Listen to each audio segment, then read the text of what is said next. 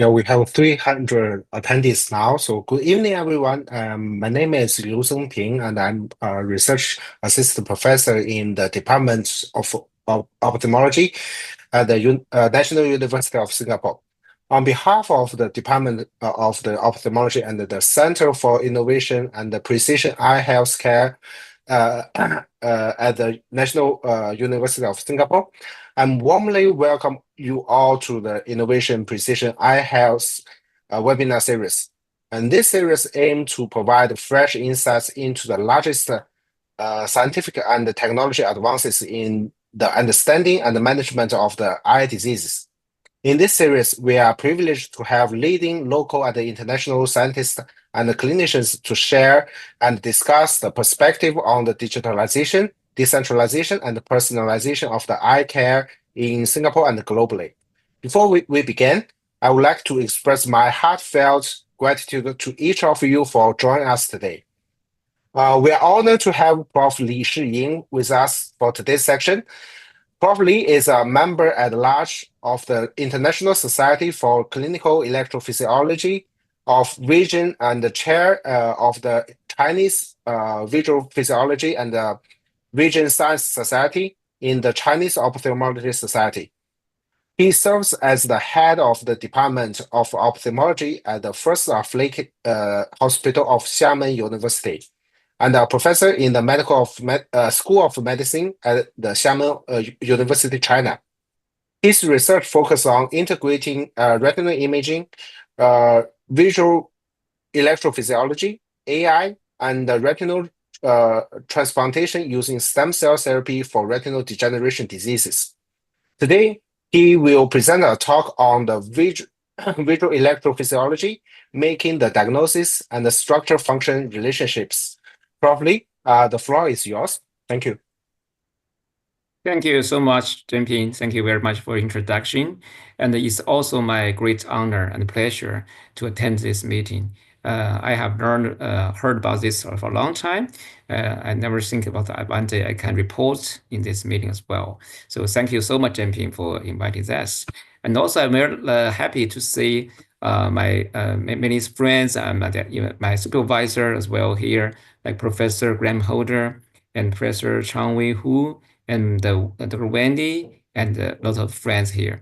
Maybe later I will show some slides as well. So today I'd like to introduce about some of the basic ideas and the advantages we use in about electrophysiology. So Prof. Li, please share your screen. Yes, I'm doing that. Thank you. So Jinping, can you see my slides? It's coming on now. Yeah, thank you. Okay, thank you. Okay, good evening, everyone. I'm Shiying Li from the First Affiliated Hospital of Xiamen University, and also from the Eye Institute of Xiamen University. And our hospital is the biggest general hospital in Xiamen, and also the Xiamen Cell Therapy Center for the stem therapy and other cell therapy as well. So today I'd like to report about the visual electrophysiology in the differentiation diagnosis of retinopathy and optic neuropathy. Why I choose this topic? Because basically I'm a clinician, so my routine work is doing the surgical retina and medical retina. And mostly when we do this, we're quite busy. So I was thinking why we need the electrophysiology. So my road to the electrophysiology started from Chongqing when we held the International Society symposium there. So this is me. I think and also you can see many friends here. So after that, I found that the electrophysiology is very useful for clinicians. So step by step, we do that. And also when I do my PhD project, when I do the retinal transplantation, I also use the electrophysiology.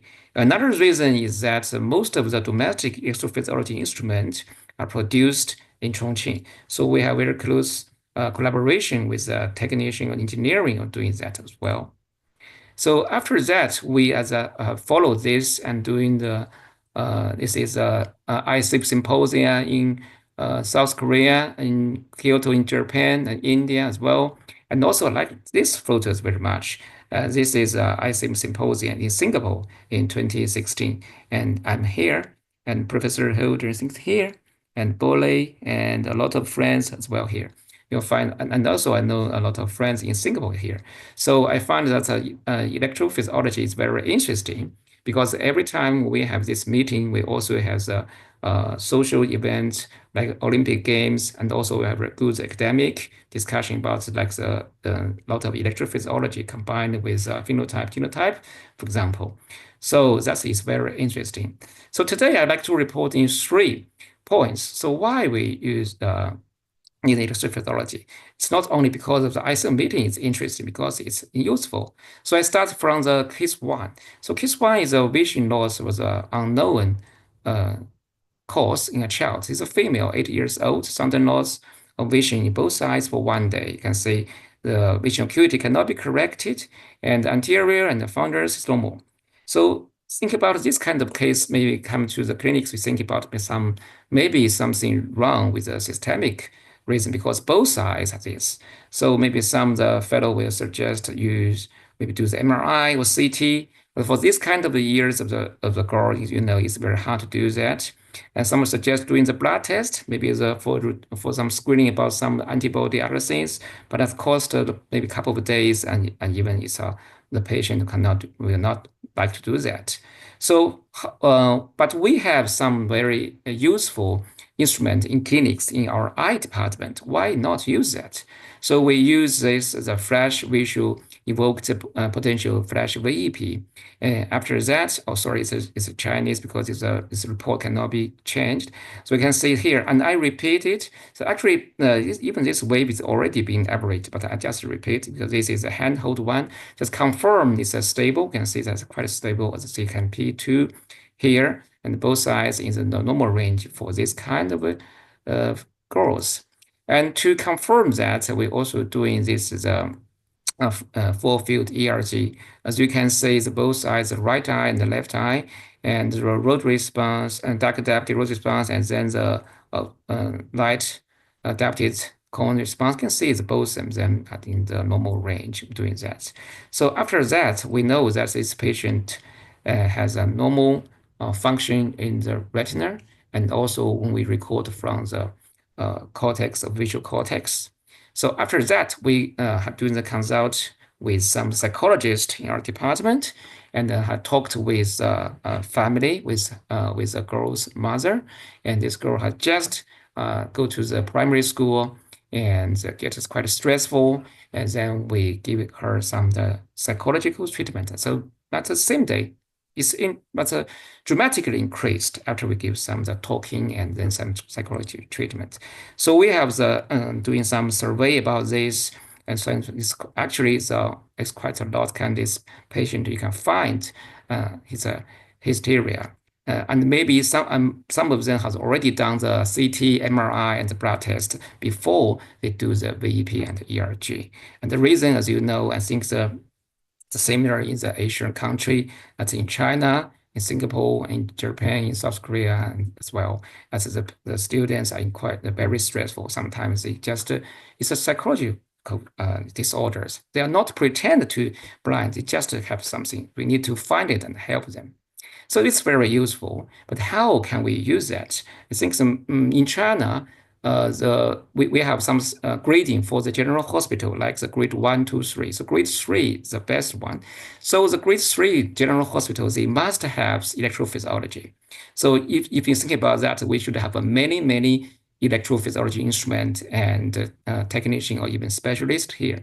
But actually, it's not like that because not many technicians or eye doctors are familiar with that. So we know about the ECG and the EEG. We know that it's if the patient come to our emergency and thinking about maybe we can judge from the ECG immediately. So we can also move to our electrophysiology in the visual system. Like this pencil has this picture here, and then scroll this way and going here. So we can do the fundus imaging and to see screen that. So we can load a lot of wavelengths with the different information of that. Like today was adaptive optics as well. And then find this about this macular hole. But we sometimes we just forget that we can also do electrophysiology, like this is a multifocal, okay, here. And also maybe some kind of changes will not show up in the image, but we can find it in the function, like the electrophysiology. And also our test, we can do the ERG and the EOG from this position, and if you put the electrodes on the back of your brain, we can record the VEP from the visual cortex. So that is a very useful assessment, and I think it has three very big advantages. The first one is objective. So like the first case, even the girl do not tell much details, and even you cannot believe that, you can also do the test about the retinal function and the cortex function. And then the second advantage is non-invasive. It's very useful. Like today, the patient like do the non-invasive, and also when we do some clinical trial, some kinds we also like that. And the third one is also very useful quantitative. That is for like because I'm a surgeon. Sometimes when I do the macular surgery, I do the electrodes recording first, and after that I can compare that. So sometimes we know that sometimes it take a while for the visual acuity to increase after the hole was sealed. But if we can see some function change, we still can talk well with the patient, and the patient will understand that very easily. And for clinical trial is even better of that. And today, OCT is very useful. We know a lot of details for that, but still the function sometimes is not can be visible in the OCT. So we have a lot of instruments in clinics like this, the big ones and the handheld ones, or even the eyeglass ones. And we have the domestic one actually in China as well, and it's quite good as well. And also we have this handheld one. Like the first case, I use this kind. You can see with the skin electrodes and handheld stimulator and the recorder, it's very easy, and especially for the pediatric ophthalmologist. So nowadays, electrophysiology is more convenient and can be very helpful for our clinician. So why there's not so many usage in clinics, especially in China, because I think maybe they're not very familiar with what the principles and usage of that. So like with the light, it goes through this way and then to the retina. We know that is a neural retina and it's the RPE. So from the RPE, these positions, we can record the EOG, but it reflects the functions, not only the RPE, but also the outer segment of the photoreceptors.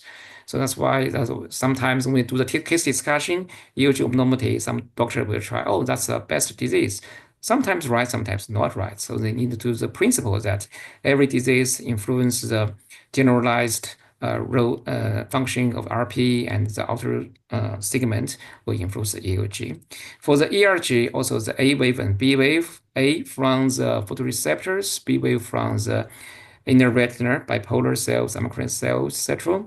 And also if we do this and the macular, also you can find that the P pattern ERG and the VP as well. So that kind of reflects a lot of retinal function.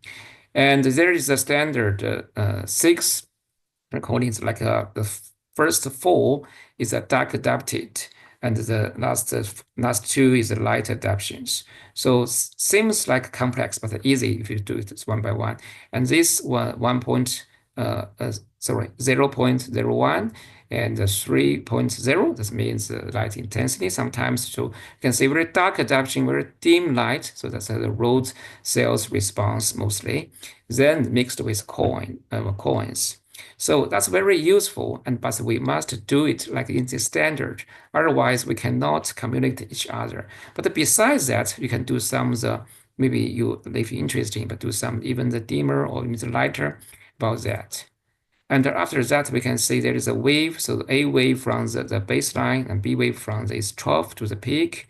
And then the peak time, nowadays we have been standardized, we call it the peak time is better because the latency in the electricity sometimes when it has some potential change, the latency has been stopped. And this is oscillating potential from the B wave. As we know, the B waves in mostly reflects from the inner retina. So like the OCTA has showed that there's a lot of microvascular change over here. So the oscillating potential is also very sensitive for some circulations disease as well. And then we move to the backward to the back of our brain so that the VEP can reflect the function from the retinal ganglion cells to the visual cortex. It's also very useful, but it's not sometimes not easy to record because there's a lot of noise in this kind of the recording. So must be the visual evoked is not another kind of signals evoked, and also put the electrodes into the OZ or even O1, O2 as I stated. And this is a pattern as we stimulator as well as. So for the VEP, we have the pattern VEP and the flash VEP. So sometimes clinician is confusing, but when should I prescribe to patient to do the pattern, when to do the flash?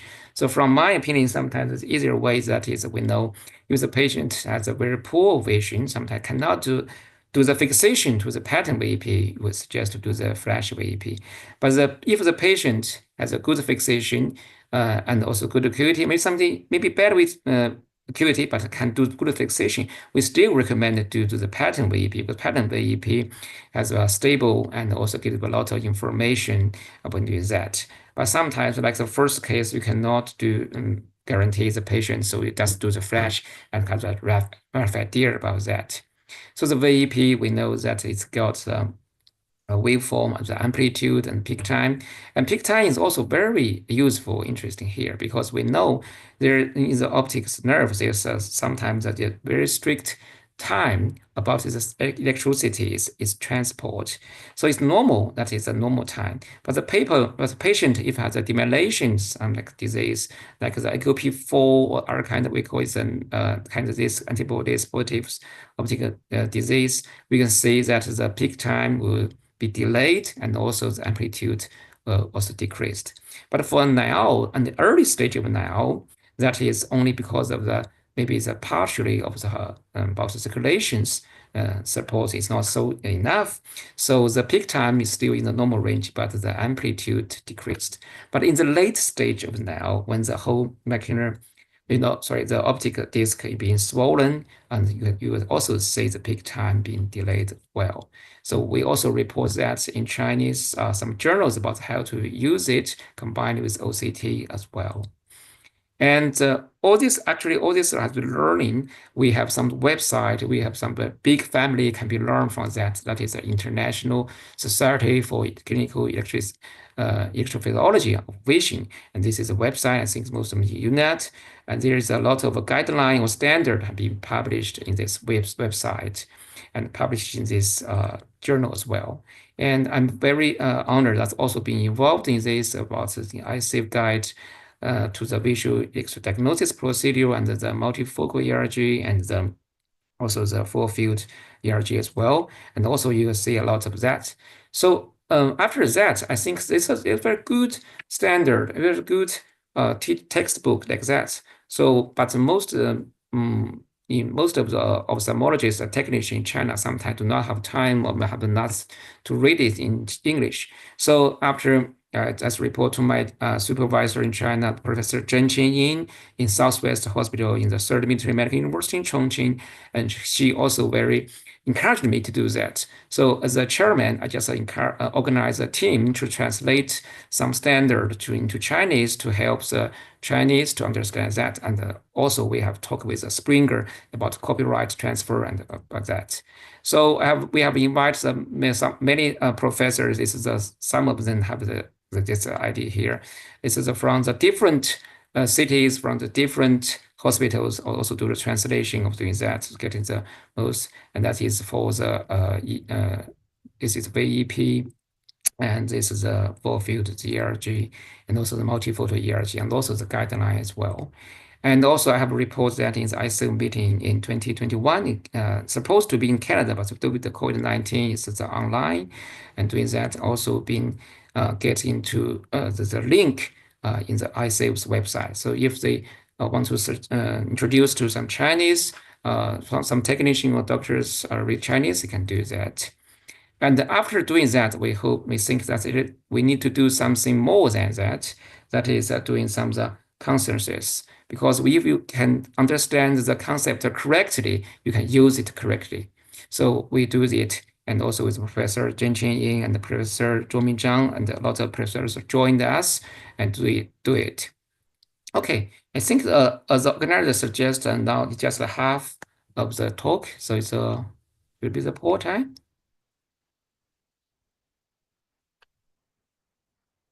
Vicky, can we? Yes, thank you.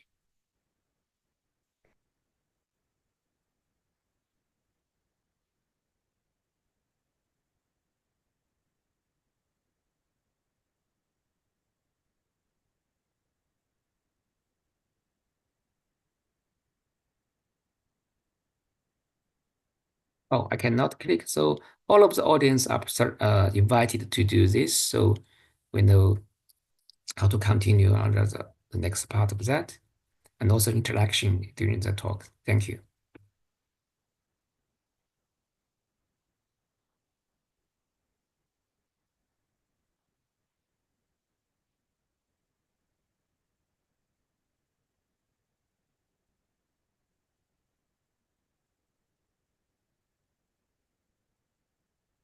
Okay. Okay, thank you. Ah, how often did you? Oh, I think the more than half is never. Mm-hmm. How about the next one?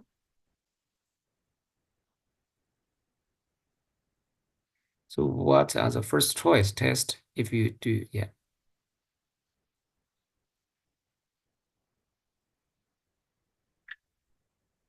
This is a multi-choice.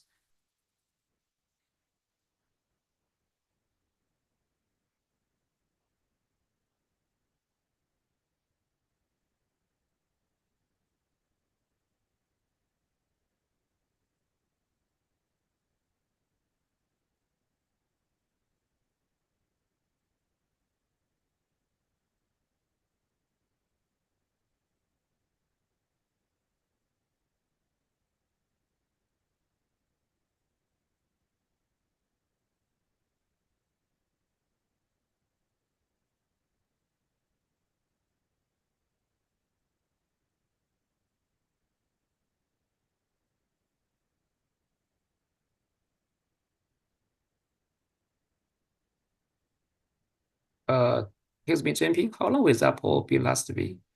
Maybe, yeah, because we should catch up time. Yeah. Oh, thank you. Thank you. That's after this introduction, I think yeah, even the half will choose the ERG and the VEP. Thank you. So the last question for the poll.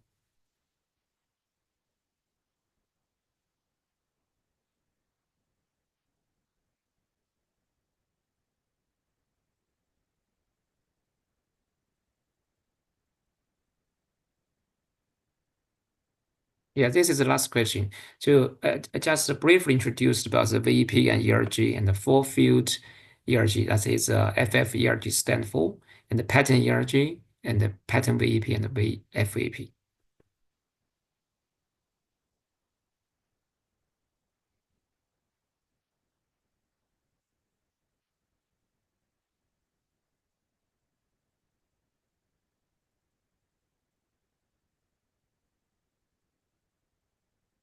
Ah, thank you. Um, all of above, maybe that is a safe choice, but actually in clinics, it's impossible. Because I think that you will face the huge, there's a lot of patients and patients maybe from far away, they need to finish the test on one day. So that's why we do the iSafe guideline. You can see there is like a flow chart to do that. Okay, thank you, JP and Vicky. So maybe I will move to the next part. So after the last part is what we can do in clinics.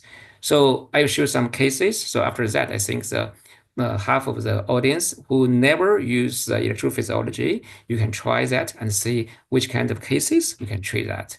So the case two is also the case we collaborate with a pediatric ophthalmologist, and is a bilateral provision child and have been suspected as retinopathy, optic neuropathy, or amblyopia. And this is a male, 60 years old, and unremarkable history and poor eyesight. And he has a high myopia, and it's quite common in China. And this patient had also already been underwent the treatment for the amblyopia. And you know, a lot of the treatment like training, everything, glasses, but the doctors find there's not many improvement for the visual acuity. And this doctor is very sensitive. It's very good doctor, so suggest he to do some tests, more tests to say that. So the anterior segment is normal, and we can see the pictures. So it looks like also like the high myopia. Yeah, maybe like the high myopia, and the patient just didn't wear the glasses properly during the childhood, and then get some amblyopia, and maybe missed the key stage for the treatment. Maybe some doctors will just explain that to the parents, and parents accept that. And also, do the autofluorescence is not like the RP or something like that, and the fluorescence angiography is normal. Actually, you don't need to do this invasive angiography. Sometimes it gets quite dangerous about that for patient. So the primary diagnosis is biocular myopia. Maybe yes, because it has already has its founders and also its kind of glasses. Amblyopia, maybe also yes. And also, why is still not improved? So some doctors suggest him to do the gene test. Maybe he's thinking about some like the Leber's inherited optic neuropathy, or even some rare disease even do not have the RP like the founders. But why not do the ERG, the function first? So when we do the function, we see this kind of test. I think someone will pick up at the first place. It's very typical sign of a disease of that. So it's normal, it's abnormal. So it's abnormal function. It's not amblyopia. We know the definition of amblyopia. It's an abnormal function. It's not amblyopia. So we compare to normal waves as the tips for the beginners. If you always compare to the normal waves at the same age, you can see the problems here is very obvious. You can see it's A wave from the baseline here, and B wave sometimes it's simply say twice of the amplitude of A wave. But this is negative, what we call negative. The A waves here and B waves is even lower than to here, than the baseline. And also the road cells system is also severely functionally decreased, dysfunctioned. And this is negative ERG. We know the B wave reflects the inner retinal function. And also, we know the road system is also can be transducted to the inner retina as well. So this, if you only see the first wave, we were thinking about maybe something like the RP something. But if you look at the negative ERG, you know the problem may be in the inner retina. And also even more detailed, you can see that the colon system is also have been influenced. So what's that? It's CSMB. And also it's a complete form. It's a complete CSMB because it's a complete blockage of this is on synapse. We know it's a road has on bipolars, and the colon has on and off. So its complete form is here. So that's why this patient has this totally unrecordable road response at the first here. And the colon, because the off signal pathway is still there. So it's abnormal, but still can see the waves here. So the dashed line with the incomplete form of the CSMB. So this is our translation about this guideline. As we can see, it's similar to us to our case. There's a complete form. So it's negative ERG and also road response here. It's the incomplete form here. So we know it's very useful. So our clinicians, this patient has a biochemistry congenital stationary night blindness and complete form, and also high myopia as well, but it's not amblyopia. So it's not the optic neuropathy. So the case 3, because I'm a surgeon, I'm doing the vitrectomy every day. Sometimes I talk with a patient. Sometimes it's a tough case. So like this about the female and has a long history of diabetes, and its vision acuity is quite bad, cannot be corrected, and lens opacity and the vitreous opacity founders cannot see clearly. Actually, this is not severe, very severe case. Sometimes you can see the membrane here, but still you cannot see clearly about the fundi. So you can see from the right eye, you can still see some exudation, and you can see some of the maybe acunism. But for the left eye, you hardly to see how the function is. And the patient will ask you, okay, doctor, tell me, how can I improve? How much can I improve my visual acuity after surgery? And as a surgeon, I also ask myself, what kind of the the intraocular lens should I choose for this kind of patient? How about the function about the retina? How about the function about the optic nerve? Because we know sometimes the patient have the diabetic retinopathy, sometimes also have the DON, diabetic optic neuropathy as well. So we need to do the electrophysiology. And so that is a full field ERG. As you can see, the both sides, simply say the both sides is quite similar.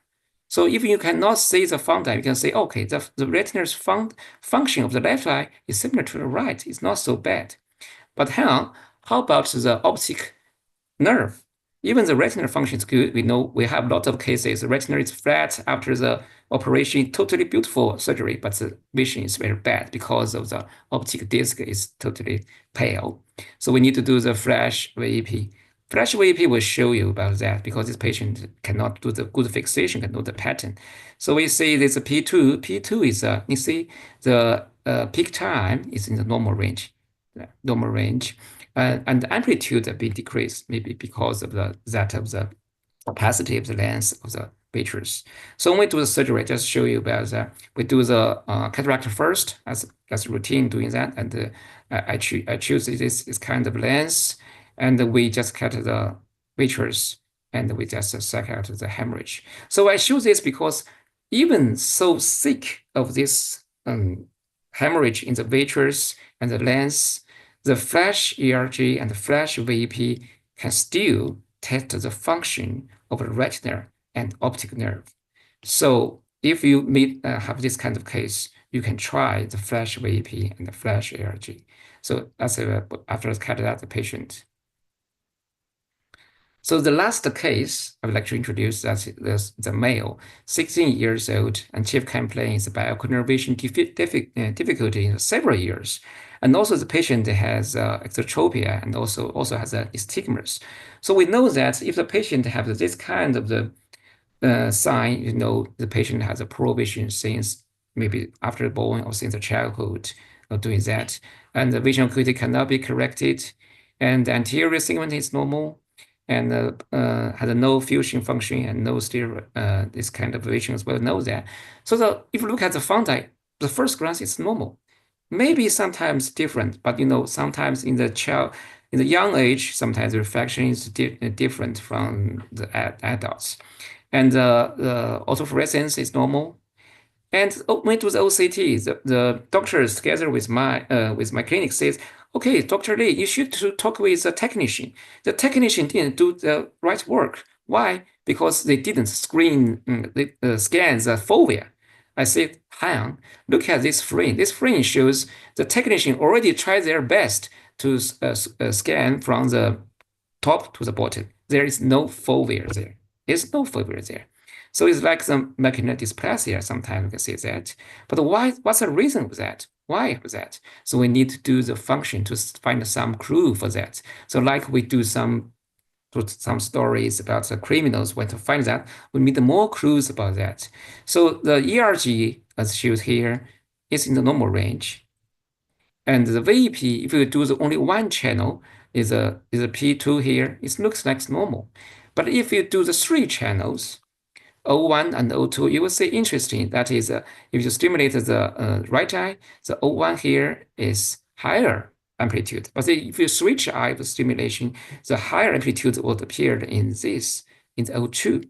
So as I mentioned that we have some standardized, we know where is the OZ, O1, and O2. And theoretically, if the electricity signals from this optic cross will be half-half to the both hemisphere. But if something happened differently, so that will happen to this. So this canton will also show that. So if the half-half if we do the O1, O2, we get the same kind of the amplitude. But if it's not, it's different. So we have just report this in Chinese Journal of Ophthalmology because I saw this kind of case in London in Morpheus and Hospital when I do the fellowship here with my supervisor, Professor Holder, and he already had reported a very long time ago about the ocular albinism because this kind of disease, so the different kind of this. So I will not go details. We can read the papers about the BGO published by Professor Holder. And someone will argue, say, okay, I believe it's very easy to make diagnosis. You can see this, the color of the skin and eyelash and iris is it's very easy. But for some kind of subtype, it's not easy. Like this kind of patient, it's normal skin and normal hair and iris color. And this patient has nystagmus, has strabismus. So sometimes it be mixed with some kind of other kind like strabismus or even amblyopia, and the patient gets some long time kind of treatment, which they do not need that. So this kind of in the late stage, sometimes they have eye function stigmatization and abnormal blood sample, and this patient have been gene test confirmed that. And lastly, I will report that the ERG and the VEP is not only useful for our routine work in clinician, it's also very helpful for our work in clinical trials. For example, we are doing some stem cells therapies. We are done for the retinitis pigmentosa and also the age-related macular degeneration, and also recently published about the 5 years follow-up about the Stargardt disease. We find it's very useful because this kind of patients subjects, or it's a kind of subjects has a poor vision, and sometimes they cannot do some like the visual acuity test. And the ERG and the VEP is very important to make the baseline test. And the FST recently also very useful. We need to combine them together. So this is the work we published in Cell Discovery, and we do the surgery. Surgery is a big surgery, but it's already been done by the Japanese colleagues a long time ago, but find that the function will not result. We just remove the CNV membrane because the RP have been damaged. So you remove the membrane is not helpful. But if we inject the ES derived RP progenitor cells, you can see this is like this shape. It's like the progenitor cells form the RP layer and the vision acuity, and also getting some of the improvement. And also the multifocal ERG and also the VEP can help us to confirm whether they have some vision acuities improved or not. Lastly, now we are also interested about Stargardt disease and also enroll some patients. We have published some paper about phenotype and genotype as well. Now we are doing clinical trial in the future. Very important is published in the AGO. If we only look at the fungi, maybe we'll think about, okay, this picture and this picture is in the same there. But if we enroll them for the clinical trial, gene therapy or stem cell therapy, we will get a good different results. That is not due to the drug different because they are different function. You can see it here. It's a group one. They have kind of this kind of ERG, full field ERG and the pattern ERG as well. I'm not going to the pattern ERG today, but pattern ERG is very useful as well. And it also can be, if you go to a very quick flow chart, you can go to its pupil is undilated and get in the test, and also to the large field as well. You can do the ganglion cells function as well. So they're also very important doing that. And also here, you can see group 2 and the group 3. So the function will be classified as only the macular dysfunction, as group 1 showed only the pattern ERG has abnormal and normal full field ERG. And group 2 is macular and generalized cone system dysfunction. And the group 3 is here. So if you enroll the patients, you need to know how the function it is. So that is quite important for doctors to choose the patients. So summary that today I'd like to report what I learned and what I saw as a technician. Maybe it's quite it's not very complex, but I think it's useful, helpful for clinician. That we have a lot of OCT angiographies, OCTA, but now don't forget, we have also function tests like the VEP and the ERG, and it can tell you about how the function is for the retinal and optic nerve. And to evaluate the visual function more accurate, comprehensive, and safer, we have a lot of choice. That's back to the poll. We do the question 3. At the beginning, maybe you trust click all above, but you step by step, you know how this test aim is and what's the advantages and the disadvantages. You can choose it just very carefully and smartly. So today I introduced the full field ERG and the flash VP and the pattern VP. As I mentioned, the pattern ERG, multifocal ERG also very useful. And EUG is also useful in some kind of disease, make differentiation the diagnosis. So taking together, we like to avoid this kind of story. It's a Chinese story. The blind person want to touch the elephant and to say what kind of animal it is. Someone touch the tail, someone touch the maybe the abdomen, someone touch the leg. We'll see like the snake or like a wall or like the tree. Actually, it's not. So we need to do this kind of have a kind of this combination and pick up this test very very carefully, then get a whole picture of the elephant. So I'd like to many thanks again to today to invite me to report that Professor both Professor Chen Wu and also Professor Sun Xinyi and also Dr. Zhenping Liu and Wendy and Professor Holder. And also thank to my supervisor in Chongqing, Professor Zhenqing Ying, and he has led us doing this clinical trial for stem cell therapy. And also Professor Holder is my supervisor when I do the ICIF lab visit grant in London. And also I'd like to thank to our, currently I have been Xiamen for many years. That is thanks to our Xiamen University team. We have the big clinical team, and this Professor Holder also teach us here. And also we have a lot of the research going on in the Eye Institute in the Xiamen University, and Professor Zhu Guoliu and Professor Li Wei, and help us a lot. And thank you very much for this opportunity. Thanks for your attention and welcome to Xiamen. Thank you. Thank you, Prof. Li, and it's very nice talk about also the basic guidelines of the ERG, and also introduce the current most recent stem cell treatment outcomes from your team. Yeah. So now we move to the Q&A sections. So it will be chaired by myself, and alongside we have the panelist team with Prof. Graham Holder, Associate Prof. Su Xinyi, Dr. Chen Huiwen, and Dr. Wendy Wang. So please feel free to put up your questions in the Q&A sections. So any questions from the panelists first?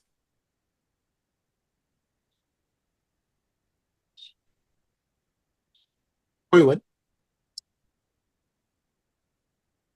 Prof Li, thank you for the wonderful presentation, and it's good to see you, although virtually. For me, I was curious to pick your brain about your experience on using FST. It's something that we have. We haven't applied it obviously in a clinical setting. What we have learned and gathered so far is what its utility in clinical trial only. Is that something that you're only applying in clinical trials for your stem cell work, or have you attempted to use it in your poorly sighted patients? Okay, thank you very much for your question. Currently, it's only for clinical trial, yes, because it's tell you about something.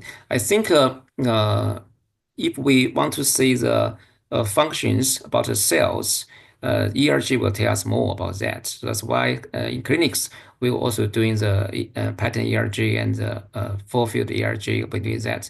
But for some clinical trials, we know it start from the RPE 16.5 trials are doing that, so find the visual acuity poor and the visual field sometimes is not so objective. As you know, that an ERG sometimes is totally unrecordable, so we have to use FST doing that. But for routine clinical work, I still use ERG. Maybe in the future, currently also when doing some the normal data for FST, because I think in clinical daily routine work, we needed to do the normal data, like the different age. So after that, maybe we can try how to use that in clinics. Thank you.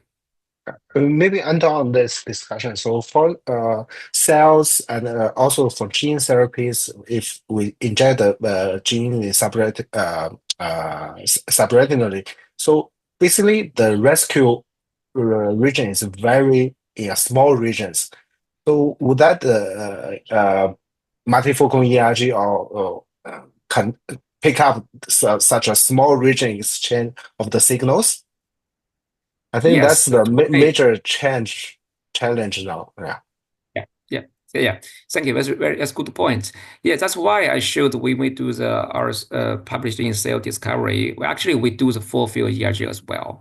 But initially, we cannot inject so many positions. Currently, we can inject maybe 3 or 4 positions and doing the maybe more contribution to the whole retina.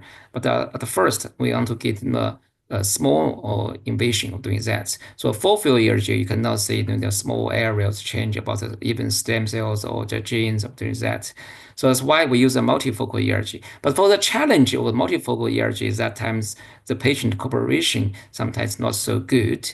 So that's why we choose to use some of the it's kind of I will not tell about the factory. I should not take about the factory's name here. So that is kind of the machine has a camera inside, so you can see how the fundus it is. So there's only 2 kind of that currently, and we can see even the patient have been doing a good fixation or well, and then if not, we tell the patient keep still and doing that.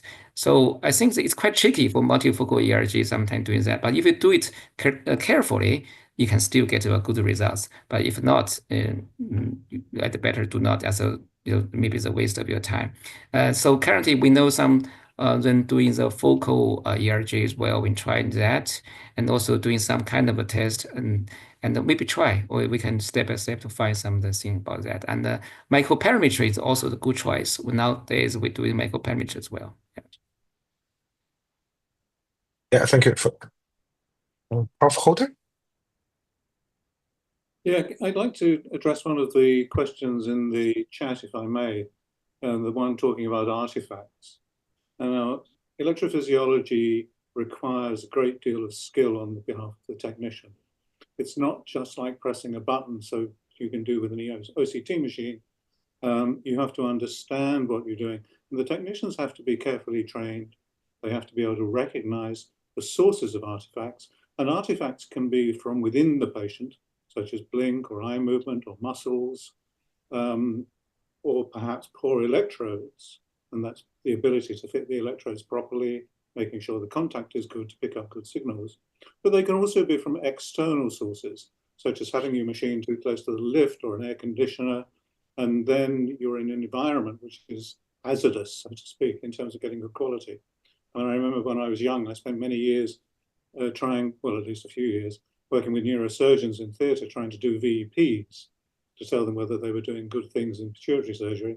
And it was a disaster because doing VEPs in an operating theatre, when there's full of equipment and everybody's using cautery and everything else, it's a disaster. You just can't get anything, to say nothing of the problems with the anesthesia.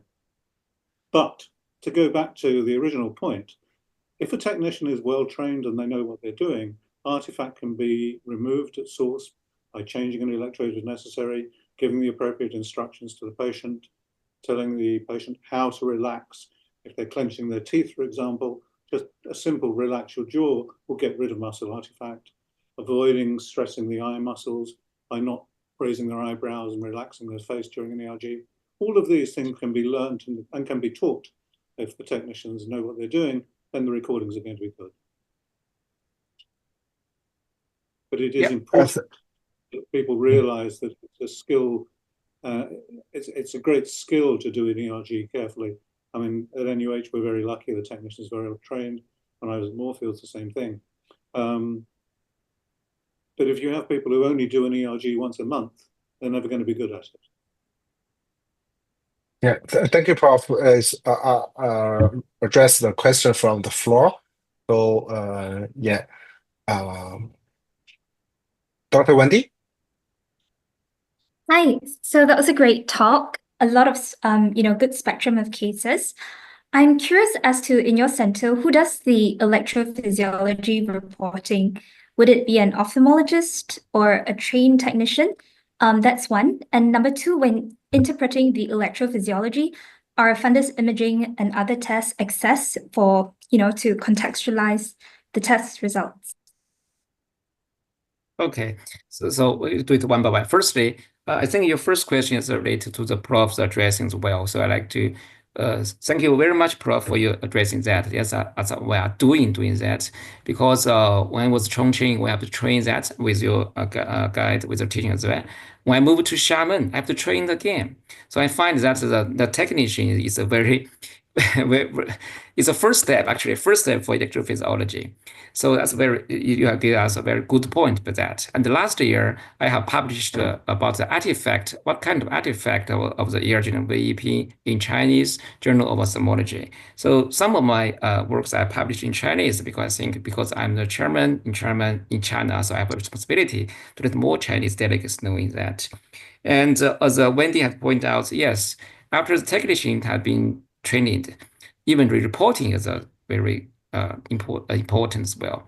So I have tried different kind of ways. First one is that train some of the senior technicians, try to do some primary reporting, and then give it to the clinician to get the final signature. That is option number one.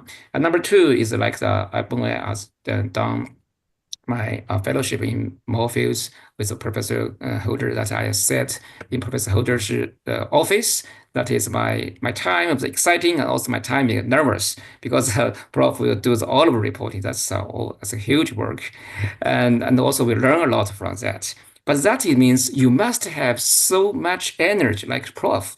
Otherwise, you cannot do that because I also sometimes we have technician. I have some clinical work to do and also some admin work to do. So I try this, Prof. Actually, I cannot continue doing that. So I must try to go back to the option one, train some technician. Because technician, as you said, it's very important. And they know how the subjects collaborated with this test. Even you only see the waveform, sometimes you cannot see that. But the technician with the profs is a very fantastic is because they will talk with the subjects and we will write down some comments on the reports. That's very good. But for like in China, we cannot do that because so many patients. So maybe sometimes we have to train that and then do it. So the final test, that final resolution, I think that is how to say the bonus because as someone had pointed out, the technicians they used to do the OCT to the angiography sometimes it's quicker and easier. So as a head of department, I will set up different bonus level for the technician who doing the electrophysiology analysis. So they have that, they take responsibility, they get the benefit. So that will be the easy and powerful way of doing that. Sorry, what's your second question, Wendy? Just Second question is, in interpreting the results, are the fundus images or other tests referenced in doing up the report? Or is it just purely the electrophysiology that's looked at? Oh, no, you have to combine with that. That's also I learned from the prof in Morpheus because they have you can see the OCT in the prof's office as well. So back to China, that's thanks to the development of the engineering and also the AI as well. Nowadays in China, you can see the facility is quite good. Actually, currently we will do updating as well. So all of this will go to we call the intranet. So we can see the OCT. Also, its OCT is not only the report, it's just the raw data of that. And also you can even see the waveform of the ERG and also tell the engineering, they can give us the raw data. I mean, the exactly value numbers of the A wave and B wave. So that's very good for us if we do some, to do the statistic work doing that. So it's easy to do that. And for clinician, also combined all these things together is very important. As I mentioned, in some cases, if you only can do one thing, just like the blind people to tell whether it's an elephant or not. So I think, but it's still a challenge, especially in the busy clinics. Yeah. Thank you. Can I comment on interpretation, please? Yes, Prof. It is true that the image is important, but it is absolutely of fundamental importance that the diagnosis is not based on the imaging. The electrophysiology is the manifestation of the underlying pathophysiology. And when you're interpreting the electrophysiology, that is the truth. The imaging can be very misleading. A normal fundus can have completely normal function, whereas the electrophysiology will give you the answer. And one of the dangers in a clinician reporting on their own ERGs is that they make a diagnosis clinically, they see the imaging, and then they try and make the electrophysiology fit their clinical diagnosis. And therein lies danger. You have to make the diagnosis fit the electrophysiology, not the electrophysiology fit the diagnosis. So every time you look at the electrophysiology, you know that you have an insight into pathophysiology, which is not available with a structural test. It's only available with a functional test. So when you look at an optic nerve and it's pale, is it due to retinal disease? Is it due to optic nerve disease? Could be either.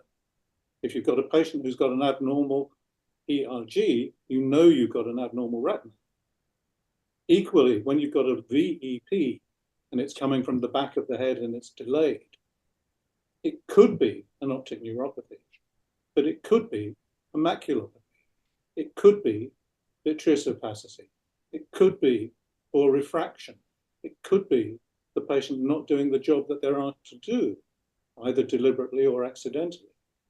And the specificity of the test has to be related to what the signs and symptoms are, and then also what you suspect the disease is, because the tests have to be related, again, to the underlying pathophysiology. And this is where the problems come with technicians doing reporting. Technicians are fantastic at knowing whether the results are normal or abnormal, because they do them all the time. They can see what the abnormality is, but they won't necessarily understand how to relate that to a particular type of disease. And this is where a medical scientist or a clinical scientist or a trained physician comes in, because they understand the pathophysiology and they can make that interpretation appropriately. And one of the reasons for this is that another use of an ERG in, for example, inflammatory disease, is looking at efficacy of treatment. Now, we had a patient who I saw literally last week, and we presented at a clinical session at NUH yesterday. It was referred by a neuro-ophthalmologist with a grade 3 relative pupillary defect, who doesn't have optic nerve disease at all. The patient has AZUR, acute zonal occult outer retinopathy, which was triggered by MUDS, older leukocytes wide dot syndrome, and yet has a huge delay in the VEP, consequent upon what's going on in the retina. Now, if you just do the VEP and you see a 40 millisecond delay, you make a diagnosis of optic neuropathy. So you have to take the whole thing as a gestalt. Yes, you need the imaging. Yes, you need the OCT, but you mustn't make the diagnosis with it. You have to interpret the electrophysiology as you see it, relate it to what you think the disease is. Does it correspond with the underlying pathophysiology? And if it does, then you can make the diagnosis. It's very, very powerful, but it requires a lot of understanding. Thank you, Prof, for your comments. So we have last a few minutes. We can address some questions from the audience. So the first one is any clinical trial result for stem cell treatment on the RP patients. I think Shiying already shared the result for the wet AMD patients, but RP, they also have some clinical trials. Maybe have a brief introduction of those clinical trials. Yes. Yes, that's why we use electrophysiology. And also we find, because we're doing that step by step. So first, one, we enroll some patient with a poor vision for the safety test. So the answer one is that safety is okay. We do the stem cell therapy for the kind of safety, it's okay. And now we are moving to see the efficiency. But for the efficiency, if the poor vision, you cannot very tell it much doing that. But nowadays, we are moving also some to more choice about stem cell therapy, like the EBS, or some exoma or some things, find it safer or something. And also, as I have discussed with Wendy as well, we also are interested about organoid-derived progenitor cells and EBS as well. So I think the beauty of the stem cell therapy is that it's not rely on what kind of gene it is. So it means it's with a bright future for the translational medicine, also for the patients as well. And now, I think hopefully next year I can report some of the primary data about the kind of EVS results of this. And also, I think that we have a very big population of RP patients is also looking forward to that as well. Thank you. Yeah, thank you. Well, for the other part, for the blood supply retina treatment in the Zhengzhou hospitals, it is another institute in China. China is too big. Maybe next time we ask a professor from Zhengzhou Hospital to address your questions.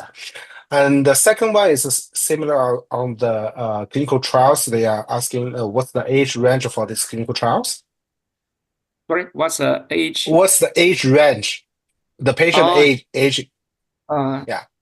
For we the have a lot clinical of trial. trials. I don't know which kind of, actually, current trial we have enrolled for the RP patients is from the 16 years old to the 50 years old. But for some kind of the genes mutation, we have been getting slower to the bigger than the 80 years old. But it's not very easy. Sometimes we need to get it step by step. So I think nowadays mostly we will get in the older than the 18 years old for that kind of trial. Okay, thank you very much. Yeah, I think that's just the exact time for the closing the sections. Thank you, Prof. Shiying, and thank you everyone for being here to enjoy this webinar sections. We have a wonderful talk within this 1 hours, and I hope everyone can find this webinar is informative and inspiring. Thank you everyone for your attendance. Yeah, we hope to see you next month for the next sections. Thank you.